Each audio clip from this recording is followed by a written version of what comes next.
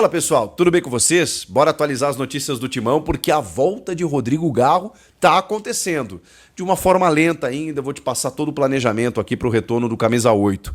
O Dorival Júnior tá com problemas nesse começo de trabalho, mais do que eu imaginava. Mas a semana pode terminar de uma forma muito positiva. Bora falar sobre isso? Chega mais, eu sou o Chico Garcia, inscreva-se no canal. E vamos cana, e esse do Grêmio aí eu vou estar na frente da TV para poder conferir. Você também? Então, bora porque a Sul-Americana tá pegando fogo. Eu vou assistir no Wallplay. Venha você também. Ainda não será para esse confronto contra o Racing pela Sul-Americana que Rodrigo Garro estará de volta, mas há uma perspectiva de que ele possa retornar em breve. E eu falo em breve porque, sei lá, né, muita gente falou que ele poderia voltar só depois do Mundial. Ele vai voltar antes. A tendência é que no começo de junho. A gente já está em meados de maio. Então a tendência é que em 2 a 3 semanas o Rodrigo Garro esteja de volta. Por que eu estou te atualizando sobre isso? Porque ele já treinou no campo semana passada, fazendo uma espécie de transição do departamento médico para o departamento físico, acompanhado por fisioterapeutas, vai para o campo, solta a musculatura e aí começa a trabalhar com bola de uma forma individual. Isso ainda está acontecendo. Agora, a tendência é que até o final desta semana o Rodrigo Garro participe de treinamentos com parte do grupo. Por que parte do grupo? Porque tem um confronto na quinta-feira, então às vezes os titulares não treinam o tempo inteiro, né, fazem regenerativos. Se esse treinamento for na sexta-feira, provavelmente os titulares estarão na academia e tal. Então a tendência é que em treinos parciais o Rodrigo Garro até o final da semana consiga trabalhar com o grupo. Semana que vem há uma expectativa de que ele consiga trabalhar com o elenco, com bola, para ir já soltando e aí dentro dessa atividade a gente tem ali uns 10 dias, uma semana, 10 dias do Rodrigo Garro trabalhando inteiramente para estar à disposição e aí ser relacionado, entrar alguns minutos, aquela coisa toda. Já falamos também que é importante que ele retorne antes do Mundial. Fala pessoal, depois dessa lesão da tendinopatia patelar, né? Ele jogou a final do Paulista no sacrifício, com medicamento, aquela coisa toda, e depois parou para cuidar disso, chegou até a ir para a Espanha, voltar. E nesse momento ele tá para retornar, mas há todo um cuidado, né? Para que, enfim, falamos sobre isso também, né? Que ele resolva a situação antes de um regresso antecipado, de daqui a pouco antecipar uma situação. Não, ele tem que ficar bem. Eu sei que o Corinthians está precisando dele, jogador que foi muito importante no ano passado, mas não adianta nada, né? Ele chegar e não conseguir estar na plenitude da sua forma física e daqui a pouco nem clínica, né? Então, assim, a tendência é que o Rodrigo Garro retorne antes do Mundial. E por que eu ia confirmar, né, referir que é importante? Porque esse retorno, ele provavelmente vai dar... ele vai precisar de alguns jogos e de descanso, um jogo para daqui a pouco para medir se o músculo tá bem, e aí quando eu falo músculo, né, porque quando você trata uma situação, essa situação ela tá com um pouco mais de cuidado, a tua tendência é forçar um pouco a outra perna, forçar um pouco o músculo, ele ficou muito tempo sem a intensidade de um jogo, então tudo isso é natural que depois de 2, 3 partidas ele comece a sentir. Se ele retorna depois do Mundial, ele naturalmente ia desfalcar o Corinthians no meio da temporada e das fases mais quentes do ano, né? Então nesse momento, se ele sente um pouco, né, esse desgaste antes da parada, né, tem mais 4 jogos aí para acontecer, ele vai ter essa pausa de 1 mês para poder descansar, treinar com o restante do elenco, a preparação física que agora responde a um novo comando técnico, alinhar fisicamente todos os atletas, todo o elenco, para que o retorno seja muito melhor a partir do mês de julho. Então, Rodrigo Garro tá voltando, gente, mas ainda paciência, a tendência é que seja no dia 1º de junho contra o Vitória, se eu não me engano, esse jogo. Tô com a tabela aqui do Brasileiro. Vamos lá, vamos pro dia 1º de junho, que é justamente essa partida diante do Vitória, um domingo, 6h30 da tarde na Neoquímica Arena. Tendência que o Rodrigo Garro retorne nessa partida. Tô falando da 11ª rodada. É justamente um jogo, 2 jogos antes da parada, né? Seria esse, depois o Corinthians fecharia a pausa, né, no dia 12, dia dos namorados, numa quinta-feira, 8 da noite, na Arena do Grêmio, contra o Grêmio. Fecharia, né, essa primeira parte do Campeonato Brasileiro, retornando apenas no dia 13 de julho, contra o Bragantino. Então, tendência é que contra Vitória e Grêmio o Garro esteja à disposição. Vamos ver o que acontece. Eu queria falar com vocês também sobre os problemas do Dorival. Por que eu estou dizendo que o Dorival está enfrentando mais problemas do que eu imaginava nesse começo? Porque ele não está conseguindo repetir uma equipe. E quando eu falo conseguindo, está sendo por uma escolha dele de entender o elenco que ele tem, de rodar um pouco os jogadores que ele tem e tudo mais, mas assim, me parece claro que por uma necessidade física também. E tem alguns jogadores que estão sentindo o desgaste da temporada. Eu sei, a gente está no começo, a gente está em maio, a gente está na 8ª rodada do Campeonato Brasileiro. Como pode isso?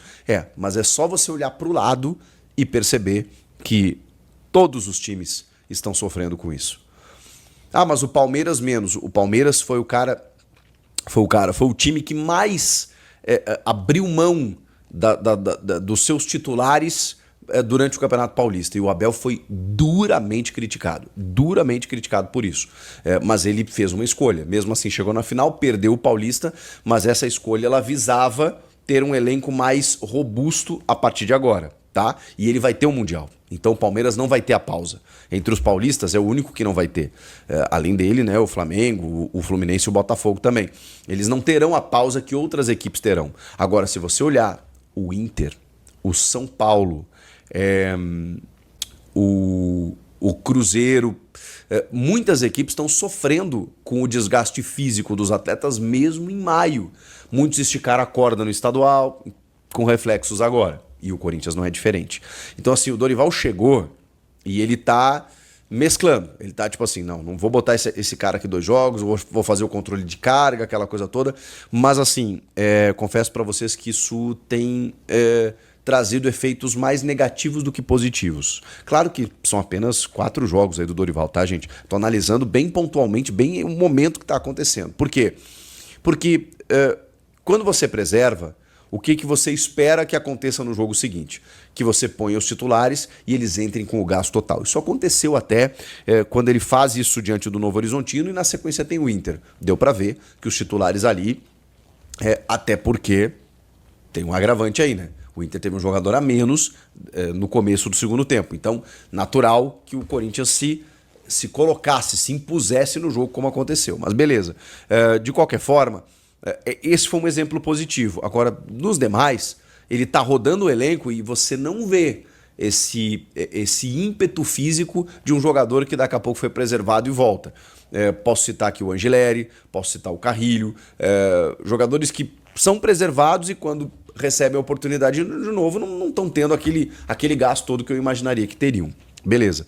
O outro fato, o Dorival não montou um time, não definiu um time ainda.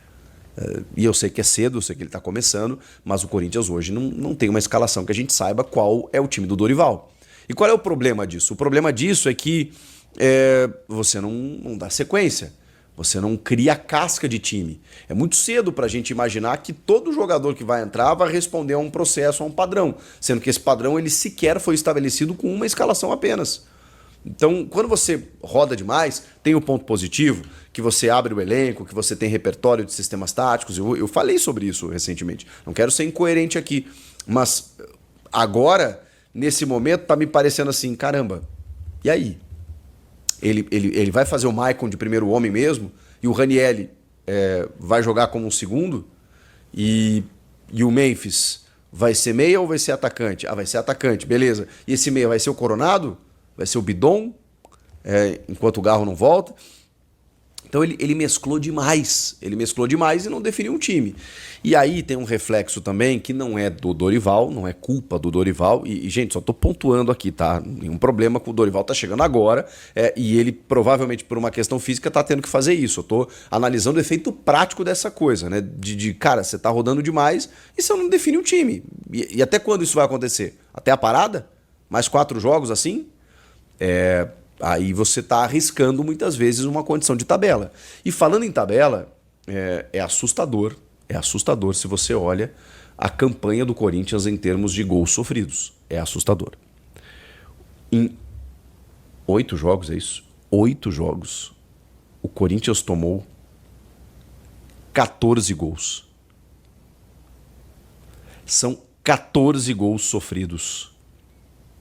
São 11 marcados. mas são 14 sofridos. O saldo é de -3, portanto. E o detalhe, o Corinthians tem a segunda pior defesa do campeonato. Ele só está atrás do Juventude e iguala em gols sofridos com o Sport Clube do Recife, que é o lanterna, o pior time da competição. O Corinthians sofreu o mesmo número de gols que o pior time da competição, 14 gols. E é a segunda pior defesa, só perde para o Juventude, que tomou uma goleada de 6, tomou um 6-0 e um 5-0, né? O Juventude era para estar pelo menos, sei lá, uns 12 também tomados, mas aí tomou uns 6 do Flamengo e 5 do Fortaleza. E por isso está com 20 gols sofridos, é a pior defesa disparada. Agora o Corinthians tomou 14, o Sport tomou 14. Então aquela ideia do Dorival chegar, arrumar a casa, resolver de trás para frente, fechar a casinha, não tá funcionando. Não tá funcionando. Salve, torcedor do Corinthians, sejam bem-vindos ao canal Corinthians Fanáticos. Todos os dias tem conteúdo exclusivo aqui do Corinthians pra vocês, nas vozes dos melhores setoristas do timão. Se você é corintiano, assim como eu, deixa seu like, se inscreve no canal, ativa o sininho das notificações. Todos os dias tem conteúdo exclusivo do Corinthians aqui pra vocês no canal, tá bom? O Corinthians tá busca aí no mercado da bola um zagueiro e o Paulo Dias, que é o defensor do River Plate da Argentina, está no radar do timão. É inevitável, né? A defesa do Corinthians é um problema aí nessas temporadas atuais aí. Terminou até muito bem o ano de 2024, mas esse ano vem tomando muitos gols e é necessário aí as contratações, principalmente para a zaga, né? Deixa sua opinião, deixa seu comentário. Deus abençoe cada um de vocês. Tamo junto, forte abraço e vamos Corinthians.